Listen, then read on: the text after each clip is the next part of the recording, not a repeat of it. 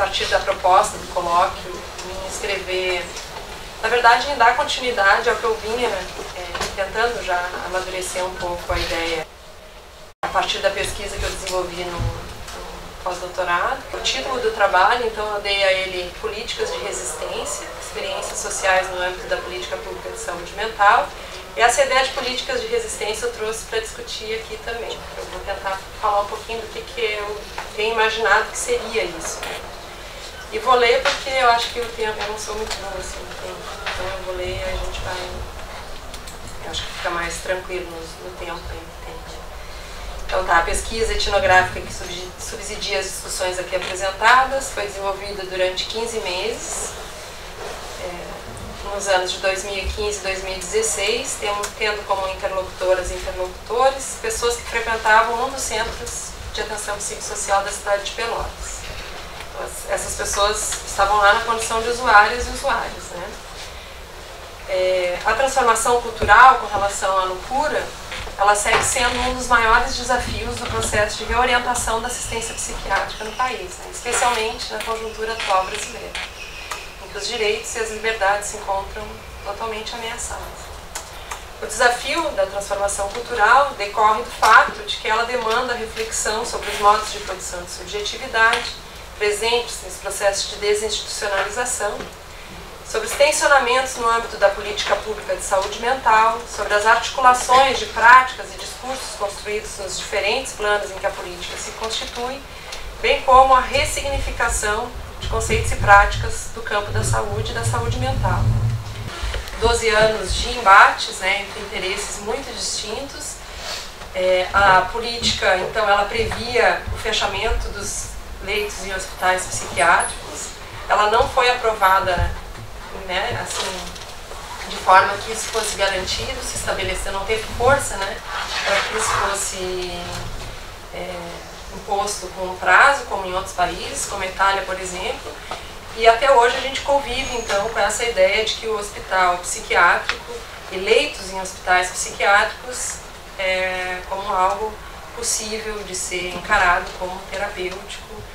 Enfim, isso tem uma série de outras repercussões, né? E que tem impactado diretamente nessa ideia da transformação cultural em relação à loucura, né? Porque o hospital é aquele lugar que materializa essa ideia de que do isolamento, da custódia, daquelas pessoas que têm suas experiências marcadas, né, de alguma maneira por transtornos dessa ordem. Assim. Bom, entretanto, as transformações produzidas na vida das pessoas, que antes da concepção, legitimação e execução da Política Nacional de Saúde Mental, tinham os hospitais psiquiátricos como único acesso à assistência psiquiátrica ofertada pelo Estado, são muitas. Muitas transformações, objetivas e subjetivas.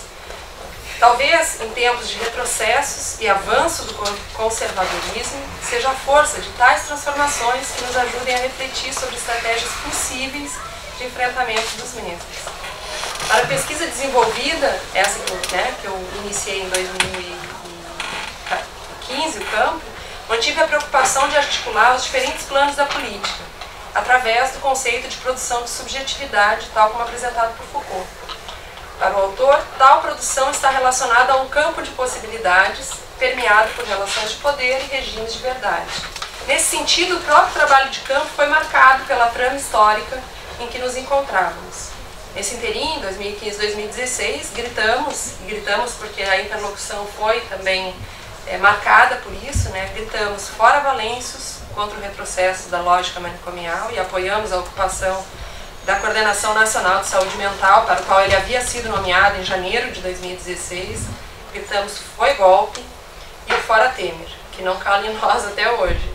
Então, nesse trabalho que eu vou apresentar aqui, eu busquei discutir uma experiência singular no âmbito da reforma brasileira, psiquiátrica brasileira, né, que poderia ser reconhecida, aliada a outras que também conheci durante o trabalho de campo, como políticas de resistência aos intensos processos de medicalização da vida e, numa análise mais aprofundada ainda a ser desenvolvida, a toda essa conjuntura de retrocessos que vivemos atualmente, né.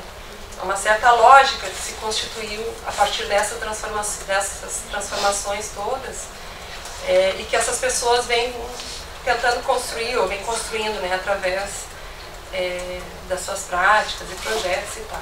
Destaquei aqui a experiência de e com uma das interlocutoras que, através da participação intensa no desenvolvimento do trabalho de campo, foi responsável pelo desenvolvimento da ideia de que a conjugação de práticas de resistência desenvolvidas no plano das experiências sociais no âmbito da política pública de saúde mental se configurariam como políticas de resistência. Tais políticas conjugariam estratégias, projetos e lutas cotidianas que possibilitam a produção de subjetividades singularizadas e a subversão de processos de medicalização. Então vou falar um pouquinho dessa experiência com essa interlocutora. Então reencontrei Clarice quando apresentei a pesquisa na assembleia realizada semanalmente nesse CAPS onde eu fui fazer a pesquisa. Eu, que conhecia a Clarice da época em que era psicóloga em um CAPS de Pelotas, e na época ela tinha uma pasta, tamanho A4, com alguns materiais, fiquei muito impressionada ao reencontrá-la então com essa mala, né, cheia. Durante a nossa conversa, ela me mostrou os materiais que tinha guardado ao longo de 23 anos de acompanhamento pelo Serviço de Saúde, a Unidade Básica de Saúde e Serviço de Saúde Mental, que é o Centro de Atenção Psicossocial. Nós conversamos por quase 3 horas e, ao final, ela me convocou a pensar em algo que depois vinha saber já fazia parte de um projeto que ela vinha alimentando durante algum tempo, que era escrever um livro. A Clarice não sabe ler as letras. Viu na pesquisa uma possibilidade para que seu projeto se realizasse e foi isso que fizemos ao longo de 11 meses intensos de trabalho, que culminou com o lançamento do livro, que eu trouxe aqui, na Feira do Livro da cidade, que é um evento importante na cidade, assim, né, Pelotas, na cidade de Pelotas. Em Londres também, mas lá é bem importante lançar um livro na Feira do Livro. O livro foi composto a partir da ideia de múltipla autoria e foi construído a partir de textos e imagens. A ideia, ela alimentava a ideia de escrever um livro, mas quando então eu falei para ela, vamos escrever então um livro, ela falou, como que eu vou escrever um livro se eu não sei ler nem escrever, né? Só que ela tinha acumulado então ao longo desse tempo todo muitos materiais e que não diziam respeito à história, só a história dela. A história de foto da família, ela aparecia muito pouco. Ela tinha juntado materiais sobre a história da reforma na cidade e depois veio materiais do estado e do país. Como que ela fazia? Ela ouvia o rádio de manhã, né? Então ela tem uma rádio que os radialistas leem o jornal e se dizia alguma coisa a respeito de saúde mental, ela ia numa banca, comprava o jornal, ia numa lancheria, onde ela trabalhava para o cara cortava, dava, comprava, mostrava onde era, recortava e ela guardava na pasta. Depois o pessoal sabia que ela fazia, então já levava para ela. E eu poderia falar muito mais coisas do livro, mas não vou me ater em uma determinada parte. Mas só para entenderem também como é que ela construiu, né? Como é que ela que não sabe ler, a mala tem muita foto, mas tem muito recorte. Na época a gente contou, tinham mais de 300 fotos e eu não contei os jornais, porque a ideia não era fazer inventário. Então a ideia do livro foi, a partir da história da Clarice, evidenciar como a política pública de saúde mental poderia ser interpretada à luz de uma história singular. Além disso, atendia aos nossos anseios dela, de escrever seu livro, e meus, de exercitar um modo de fazer uma pesquisa engajada, e do que poderia ser uma devolução, uma restituição, né, que eu tenho pensado como uma devolução em ato, aquilo que acontece no momento da pesquisa. Então, de uma devolução possível do presente, né, presente entre aspas, que entendi estar recebendo no campo para os objetivos da pesquisa e para as minhas reflexões. A preocupação dela com a fixação das histórias através do arquivamento de registros sobre o CAPS e a política pública de saúde mental, de imediato remetia a processos de resistência e singularização. Tais processos, segundo Guattari e Ronick, têm em comum um devido diferencial, recusa a subjetivação capitalística. Isso se sente por um calor nas relações, por determinada maneira de desejar, por uma afirmação positiva da criatividade e por uma vontade de viver ou sobreviver pela multiplicidade dessas vontades. Foi a maneira de desejar e de afirmar a sua singularidade que permitiu que ela compusesse um vasto material de perspectiva histórica, se engajasse em processos de desinstitucionalização, nos movimentos da luta antimanicomial e mesmo na construção do livro. Durante a construção do livro, quando eu disse, gritamos, porque ela me ligava e falava, tu vai no ato, vamos lá fazer, quem sabe a gente tira foto no ato, ela ia me convocando também para a gente participar desses processos.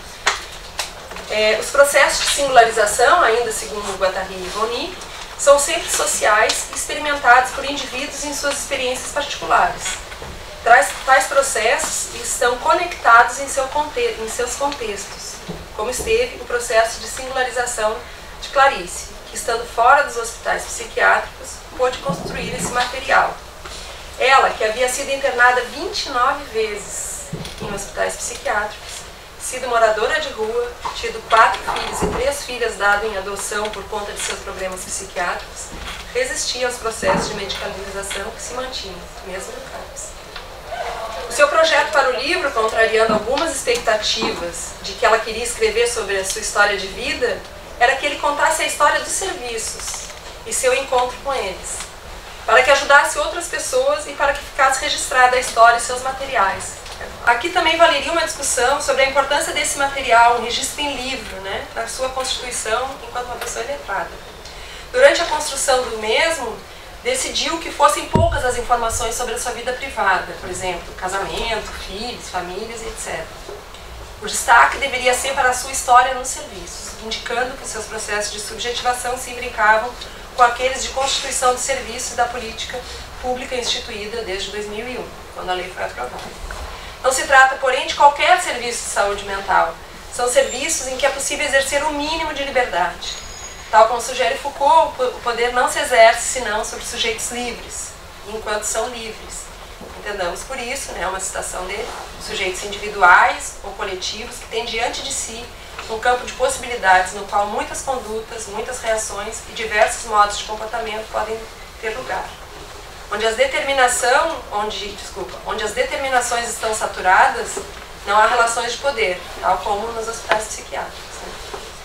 Esse mínimo de liberdade, uma vez que nem sempre os serviços instituídos pela política garantem seu pleno exercício, é também o que abre possibilidade para que práticas de resistência se exerçam, tal como o processo da Clarice e em outras práticas, projetos e estratégias que compõem o conjunto de dados da pesquisa que eu não trouxe aqui, mas tem outras estratégias que eu, né, poderia contar também.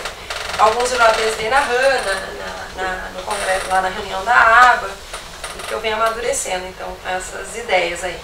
Dessa maneira, entendo que a produção de subjetividade está relacionada aos contextos em que se desenvolve. A maior ou menor possibilidade de estratégias de resistência, bem como pela adesão ou subversão aos regimes hegemônicos presentes, né, na nossa realidade. E aí, para fechar, que é o que essa ideia sobre uma política de resistências. Né? Para Foucault, nas relações de poder estão implicadas estratégias de luta e resistência. E são lutas, aspas aí, porque é a citação dele, são lutas travadas contra o gigantesco aparato, técnicas e procedimentos desenvolvidos para conhecer, dirigir e controlar as vidas das pessoas, seus estilos de existência, suas maneiras de sentir, avaliar e pensar. Tanto na interlocução e na produção conjunta do livro com a Clarice, quanto com outros interlocutores, fui percebendo que práticas de resistência se faziam presentes de várias maneiras. Seja na subversão dos diagnósticos psiquiátricos e as respectivas prescrições, então aquela ideia de que eu tenho esquizofrenia, mas, né, a minha esquizofrenia é diferente da esquizofrenia do outro, porque eu consigo, enfim, poderia dar vários exemplos aqui. Seja nas relações estabelecidas por tais pessoas em suas experiências cotidianas, né, sempre foi possível reconhecer e encontrar pequenas rupturas através, né, de diferentes práticas e estratégias, e mesmo projetos singulares que rompiam com esse regime homogeneizante, medicalizante da vida, que se sobrepõe, sobretudo, sobre essas pessoas. Né. As experiências sociais dos sujeitos com quem dialoguei indicam algumas possibilidades produzidas pelas transformações socioculturais desencadeadas pela política pública de saúde mental. E como aponta Lavrador, que é uma psicóloga social, a Maria Cristina Lavrador, tal política parece ter produzido outras formas de lidar com a loucura, acolhendo a sua alteridade e abrindo portas em todos os sentidos, desobstruindo a potência de invenção de possíveis, né? Mostrando que a reforma psiquiátrica, então, vai além, né, da atuação do Estado. Ao discutir sobre a ética como a forma refletida que a liberdade assume, Foucault argumenta que o que pretende analisar são práticas, a lógica é imanente à prática, são as estratégias que sustentam a lógica dessas práticas e, por conseguinte, a maneira pela qual os indivíduos livremente, em suas lutas, em seus afrontamentos, em seus projetos, constituem-se como sujeitos de suas práticas ou recusam, pelo contrário, as práticas que lhes são propostas. Essa é uma citação dele. Entendo que se no âmbito institucional, a política pública e a reorientação da assistência psiquiátrica possam estar ameaçadas pela conjuntura atual, no âmbito das experiências sociais, algo que talvez possa ser vislumbrado como uma política de resistência, se produziu ao longo dos anos como uma micropolítica, né? E uma micropolítica não é, como aponta Luiz Antônio Batista, não no sentido de menor, mas indicando uma outra dimensão da luta política, que talvez aí esteja a potência da luta nesse momento, né? Buscar se amparar, pelo menos, nessa outra dimensão. Por fim, quero destacar a importância do trabalho etnográfico no reconhecimento, né, de outras políticas que são constituídas por sujeitos que produzem subjetividades, singularidades e resistências. E o fazer etnográfico, como eu tentei mostrar um pouco aqui, permite, então, esses deslocamentos importantes e cujos resultados podem ser significativos para repensar as ações do Estado, né? Os resultados podem nos ajudar a pensar em outras coisas. Fiquei bem no tempo, então eu vou fazer só uma coisinha aqui. Eu tinha enviado para a Sônia, então, 2 exemplares, né? Como esses livros foram feitos com a taxa de bancada da Bolsa. A gente tem alguns exemplares para doação, então eu tinha enviado um para o Transes, um para o IBP e trouxe esses 3 para os colegas da mesa. A ideia dela ser a primeira autora também vem do livro que o Marcos Prado organizou depois do documentário de Samira, em que ela sai como a única autora, né, do livro, a Samira, né, vai. Um pouco assim, maior conjunção, o resultado um pouco das reflexões aqui no doutorado, né, sobre a orientação da Sônia, que a gente também tem conseguido pensar depois da tese, que é sempre aquele trabalho intenso e tal, né, então um pouco o resultado de tudo isso que tem sido possível pensar e fazer em termos de pesquisa. Vou entregar para vocês.